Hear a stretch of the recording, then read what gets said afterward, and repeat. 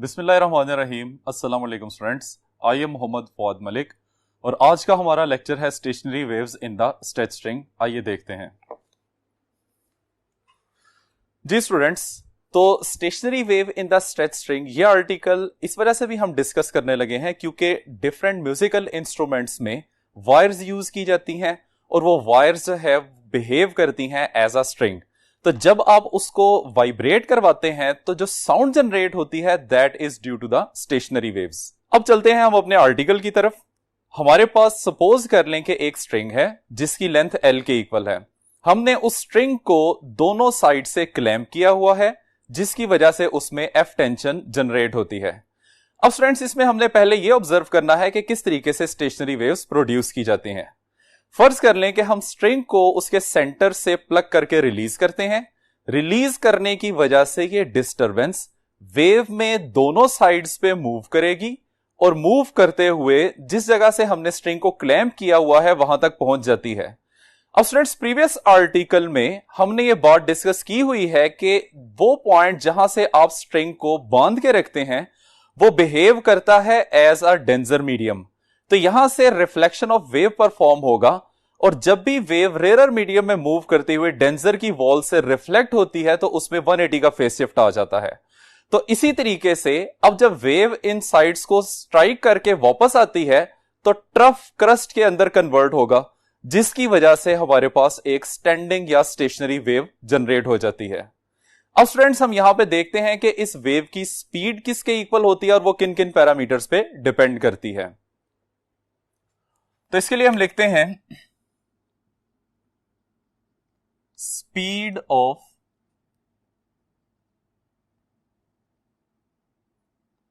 Standing wave in stretch string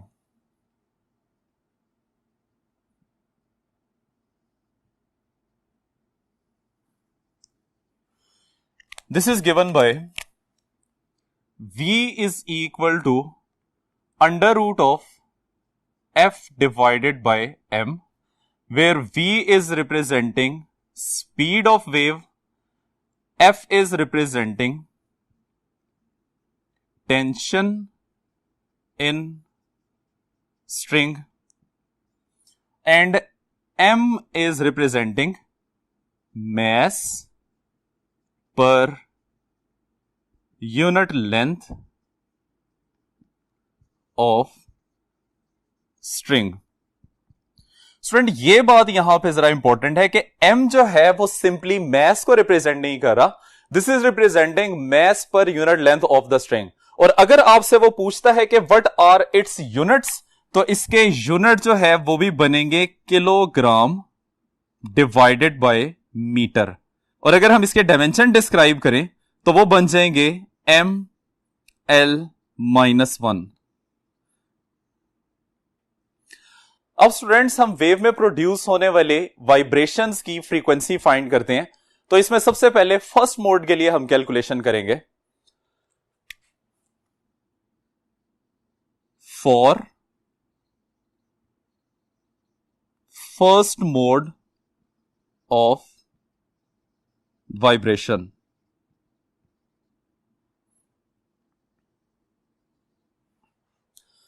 students imagine करें कि हमारे पास वही स्ट्रिंग है जिसकी लेंथ L के इक्वल है और स्ट्रेचिंग की वजह से उसमें टेंशन F जनरेट होती है। इस स्ट्रिंग को हम सेंटर से डाउनवर्ड प्लग करते हैं और प्लग करने के बाद रिलीज करते हैं। रिलीज करने के बाद इसमें एक स्टेशनरी वेव प्रोड्यूस हो जाती है। अब यहां पे हमें नजर आ रहा है कि बनने वाले लूप्स की तादाद कितनी है, एक। तो इस वजह से हम इसको नाम देते हैं फर्स्ट मोड ऑफ वाइब्रेशन। अब स्टूडेंट्स हमने इसकी फ्रीक्वेंसी फाइंड करनी है। तो इसके लिए देखिए हम यहां पे दोबारा डायग्राम बना लेते हैं। दिस इज अ स्ट्रिंग जिसको हमने दोनों एंड से क्लैम्प करके रखा हुआ है और इस स्ट्रिंग की लेंथ L के इक्वल है और इसमें टेंशन की वैल्यू F के इक्वल आ जाएगी। हमने भी बात की है कि हम इसको सेंटर से प्लग करके रिलीज करते हैं तो इसमें एक स्टेशनरी वेव्स प्रोड्यूस होगी जो कि इस तरह से हमें नजर आ रही थी। This is known as loop, इसको लूप का नाम दिया जाता है, ठीक है। और फर्स्ट लूप होने की वजह से इसको हम फर्स्ट मोड ऑफ वाइब्रेशन कहते हैं। अब स्टूडेंट्स यहां पे आपने ये बात डिस्क्राइब करनी है कि एल लेंथ के अंदर कितनी वेवलेंथ ऑफ द वेव आ रही है। फर्ज कर लें कि lambda 1 is the wavelength for first mode of vibration, तो हम इसको लिख सकते हैं कि L length of the string carries lambda by 2 of the wavelength. क्योंकि ये हमारे पास हाफ वेवलेंथ है, एक और लूप अगर इसके साथ ऐड किया जाएगा तो ये हमारे पास कंप्लीट वेवलेंथ बनती है। तो यहां पे हाफ वेवलेंथ की वैल्यू आ रही है, तो इसको हम लिख सकते हैं कि L length of the string carries lambda by 2 of the wavelength. अब चूंकि ये फर्स्ट मोड है, इस वजह से हम इसको लेमडा 1 से रिप्रेजेंट कर लेते हैं। हम यहां पे पहले वेवलेंथ की वैल्यू फाइंड करेंगे, तो वेवलेंथ की वैल्यू किसकी इक्वल आ जाएगी, lambda 1 that is equal to 2 times of L, ठीक है। ये हमारे पास वेवलेंथ की वैल्यू आ गई। अब स्टूडेंट्स हमने चूंकि फ्रीक्वेंसी फाइंड करनी है, तो फ्रीक्वेंसी का फार्मूला हम यहां पे डिस्क्राइब करने लगे हैं। जी स्टूडेंट्स, अब फ्रीक्वेंसी का फार्मूला लिखते हैं, since v is equal to F lambda. अब चूंकि हम फर्स्ट मोड को डिस्कस कर रहे हैं, इसलिए फ्रीक्वेंसी और वेवलेंथ के लिए वैल्यू 1 आ जाएगी, फर्स्ट मोड की फ्रीक्वेंसी और फर्स्ट मोड की वेवलेंथ। यहां से फ्रीक्वेंसी फाइंड करते हैं, तो फ्रीक्वेंसी की वैल्यू आ जाएगी f1 that is equal to v divided by lambda 1। अब स्पीड का फार्मूला भी हमारे पास एग्जिस्ट करता है, लेमडा 1 की वैल्यू हमने कैलकुलेट कर ली है, ये दोनों वैल्यूज में प्लेस करेंगे तो फ्रीक्वेंसी की वैल्यू आ जाएगी f1 that is equal to 1 divided by 2l which is the value of lambda 1, और v की value under root of f over m। तो स्टूडेंट्स ये हमारे पास फर्स्ट मोड की फ्रीक्वेंसी आ जाती है, जिसमें फ्रीक्वेंसी डिपेंड करती है लेंथ के ऊपर, फ्रीक्वेंसी डिपेंड करती है टेंशन इन द स्ट्रिंग पे, और फ्रीक्वेंसी डिपेंड करती है मास पर यूनिट लेंथ के ऊपर। अब स्टूडेंट इसी तरीके से हमने 2 लूप्स जनरेट करनी है और उसके कॉरेस्पॉन्डिंग f2 फ्रीक्वेंसी को कैलकुलेट करना है। For second mode of vibration,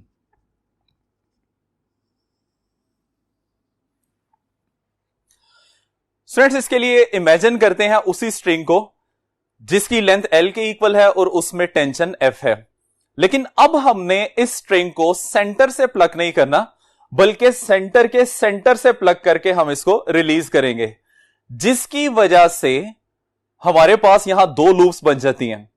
students एक बात आपने याद रखनी है कि जहां से आप स्ट्रिंग को बांध के रखते हैं वहां पे हमेशा नोड बनेगा, और जिस पॉइंट से आप स्प्रिंग को प्लग करते हैं वहां पे हमेशा एंटी नोड बनेगा। तो इस सिनेरियो के मुताबिक हमारे पास वेव में 2 लूप्स बनना शुरू हो जाती हैं। इसको हम सेकंड मोड ऑफ वाइब्रेशन का नाम देते हैं। अब इसकी हम डायग्राम बनाते हैं यहां पे।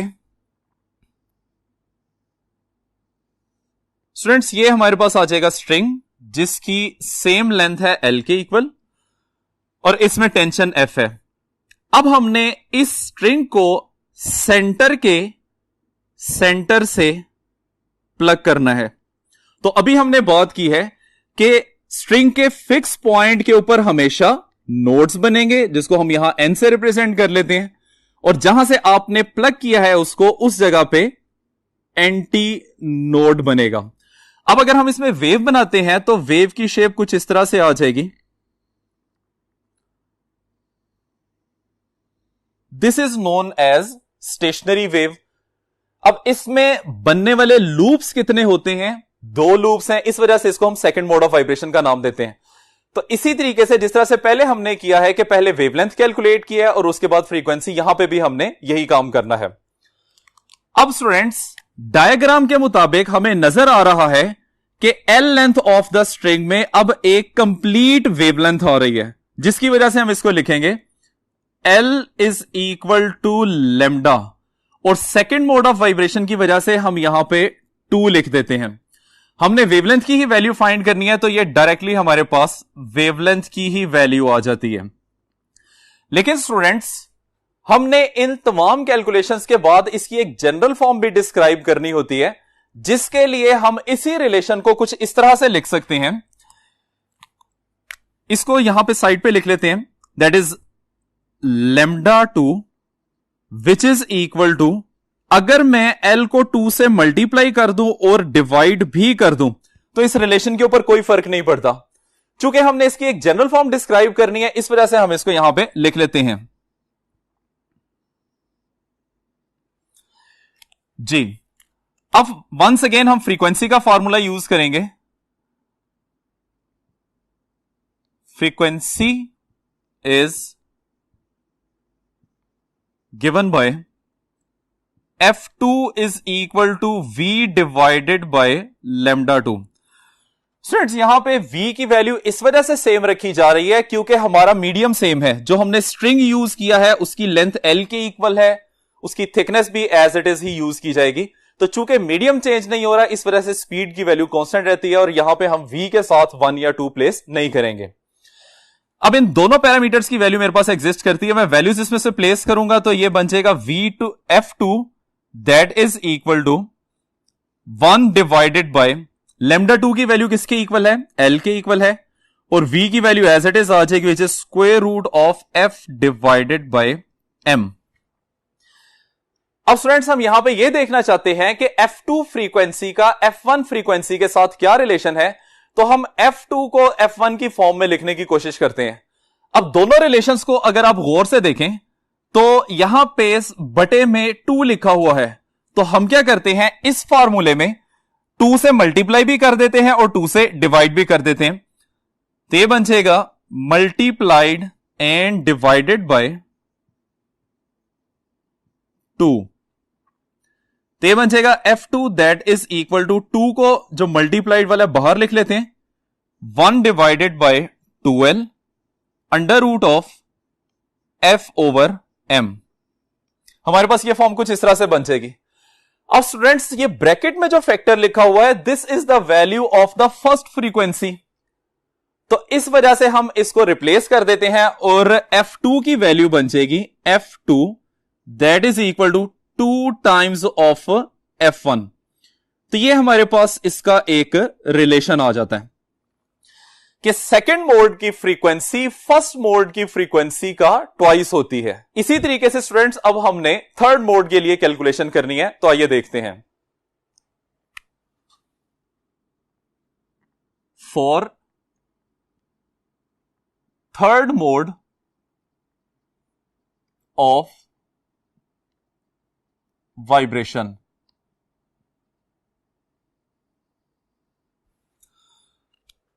स्टूडेंट थर्ड मोड के लिए अब हमने सेम स्ट्रिंग जिसकी लेंथ L है उसे कंसीडर करना है। अब हम इस स्ट्रिंग को सेंटर के 1/3 पोर्शन से प्लग करेंगे, जिसकी वजह से नंबर ऑफ लूप्स इसमें 3 बन जाएंगी, जो कि 3 मोड को डिस्क्राइब करती हैं। अब स्टूडेंट्स, हम इसकी पहले डायग्राम बना लेते हैं। This is the same string having length equal to L।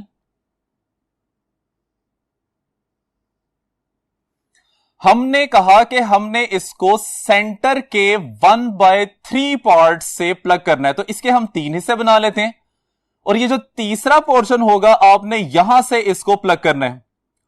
Once again student, हम ये बात ज़हन में रखेंगे कि जहां से आपने स्ट्रिंग को बांधा हुआ है वहां पे हमेशा नोड बनेगा और जहां से हम प्लग करके रिलीज करते हैं वहां पे हमेशा एंटी नोड बनेगा। तो इस सिनेरियो के मुताबिक ये पॉइंट बन जाएगा नोड, ये पॉइंट भी बन जाएगा नोड और इस जगह पे एक एंटी नोड बन जाता है। अब अगर हम यहां पे वेव जनरेट करते हैं तो वेव की शेप कुछ इस तरह से बनेगी।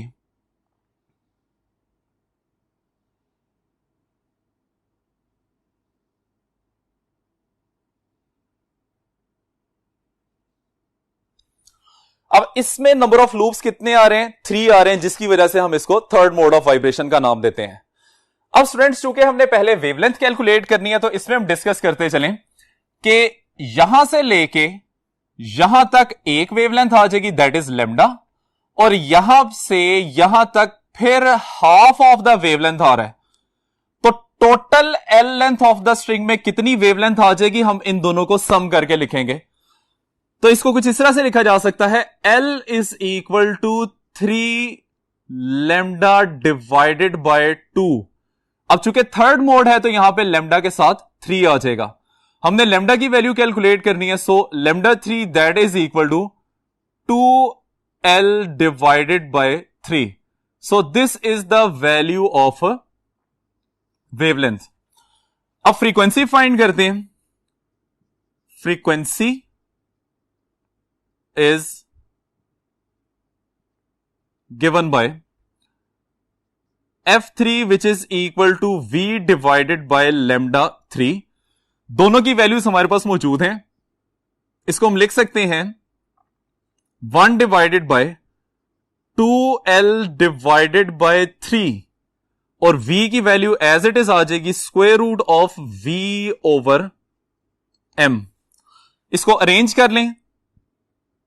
अरेंज करने से यह बन जाता है 3 divided by 2l multiply by square root of f over m। तो student this is the frequency of third mode of vibration. अब इसमें हमने फर्स्ट मोड ऑफ वाइब्रेशन की फ्रीक्वेंसी के साथ रिलेशन डिस्क्राइब करना है, तो उसके लिए हम इसी रिलेशन को इस तरह से लिख सकते हैं, f3 that is equal to 3 times of 1 divided by 2l under root of f over m। अब जो ब्रैकेट में हमें फैक्टर नजर आ रहा है, this is the frequency of the first mode of vibration, तो इसको हम रिप्लेस कर देंगे f1 से। So we have f3 that is equal to 3 times of f1। तो यहां से हमारे पास यह रिलेशन बन जाता है कि थर्ड मोड की फ्रीक्वेंसी फर्स्ट मोड की फ्रीक्वेंसी का 3 टाइम्स होती है। अब स्टूडेंट्स हम इसके लिए एक जनरल फॉर्मूला डिस्क्राइब कर लेते हैं, which is frequency of nth mode of vibration.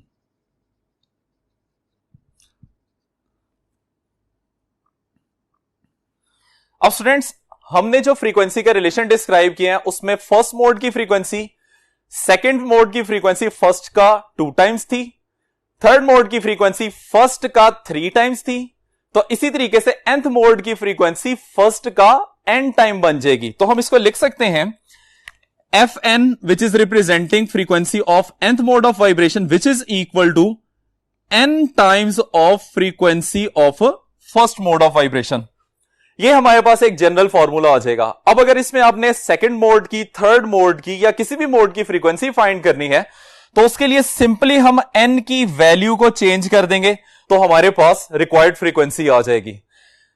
इसके मुताबिक यह बात आपने याद रखनी है कि फ्रीक्वेंसी डायरेक्टली प्रोपोर्शनल होती है n के, where n is representing number of loops.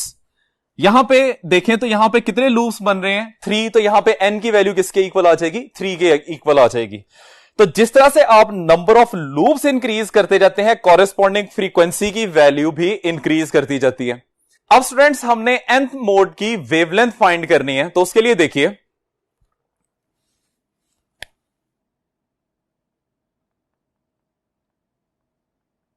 Wavelength of nth mode of vibration.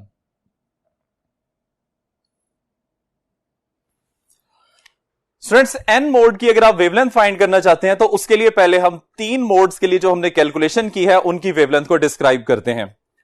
इसमें फर्स्ट मोड की वेवलेंथ थी lambda 1 which is equal to 2l।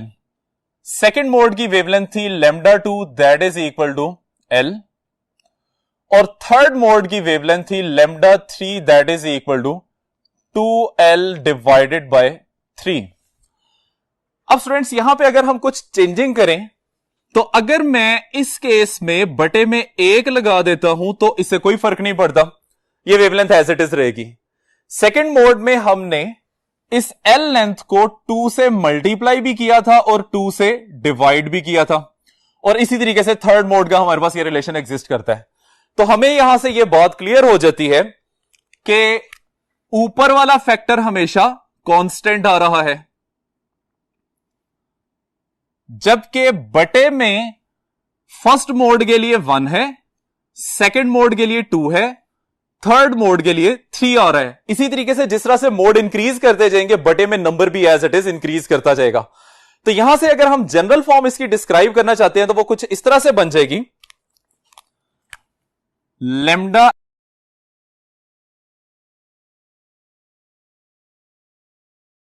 Bye mode का नंबर आ जाएगा जो हमारे केस में एन आ रहा है। ठीक है, so this is the relation for the wavelength of N mode of vibration. यहां से हमें पता चलता है कि वेवलेंथ का नंबर ऑफ लूप्स के साथ इनवर्स रिलेशन है। तो जितने नंबर ऑफ लूप्स बढ़ते जाएंगे, वेव की वेवलेंथ उसी तरीके से कम होती जाएगी। अब हम चलते हैं फ्रीक्वेंसीज की तरफ कि सारी फ्रीक्वेंसीज किस तरह से बनती हैं। तो हमारे पास फ्रीक्वेंसीज बनती हैं F1 for the first mode, 2F1 for the second mode, 3F1 for the third mode and so on so. Students, इस सारे पैकेज को या सीरीज को हम नाम देते हैं कॉल्ड हार्मोनिक सीरीज, जिसमें F1 जो है that is known as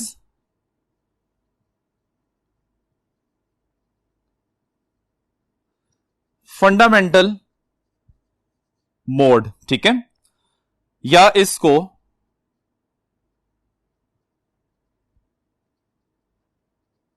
fundamental overtone भी कहा जाता है। ठीक है, जिस तरीके से हम ये नाम डिस्क्राइब करते हैं उसी तरीके से हम इसका ये नाम भी डिस्क्राइब करते हैं। इसी तरीके से हमारे पास ये सेकंड मोड बन जाएगा, थर्ड मोड बन जाएगा। अब फ्रेंड्स, इसमें आपने एक खास बात याद रखनी है, वो ये कि हार्मोनिक सीरीज में एग्जिस्ट करने वाली फ्रीक्वेंसीज ही सिर्फ स्ट्रिंग में जनरेट हो सकती हैं। इनके अलावा जो भी फ्रीक्वेंसी होगी वो स्ट्रिंग में जनरेट नहीं हो सकती। बट इन केस अगर वो किसी तरीके से रैंडमली जनरेट भी हो जाती है तो वो बहुत जल्दी खत्म हो जाती है। एक पॉइंट इसमें और ऐड कर लें, वो ये है कि ये जो सीक्वेंस हमारे पास फ्रीक्वेंसीज का बना है, this is the discrete frequencies.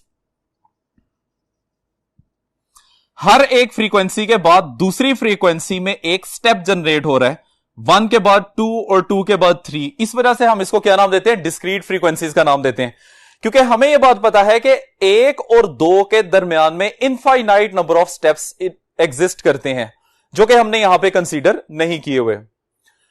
Students, ये है हमारा आज का आर्टिकल। उम्मीद करते हैं कि आपको समझ आ गया होगा। इजाजत चाहते हैं, अल्लाह हाफिज।